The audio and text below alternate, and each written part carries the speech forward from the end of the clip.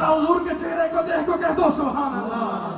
मैं आकिज़ुन मुतमासिकुना, फरमाया एक दूसरे का हाथ पकड़े हुए होंगे। और फरमाया उस वक्त तक वो बंदा साले जन्नत में नहीं चला जाएगा जब तक अपने जानने वालों को अपने साथ जन्नत में नहीं ले जाएगा।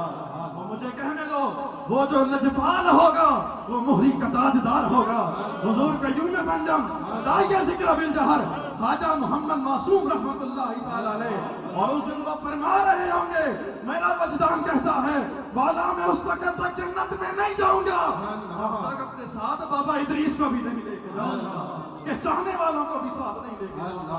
आओ अपना ताल्लुक इन अल्लाह वालों से जोड़ लो, इनकी सोहबत में बैठ जाओ, आज ले इनकी बना, आज मदद मांग उनसे, कल न माने कि कयामत में अगर मान गया वमा अलैका इल्लल। माशाअल्लाह माशाअल्लाह।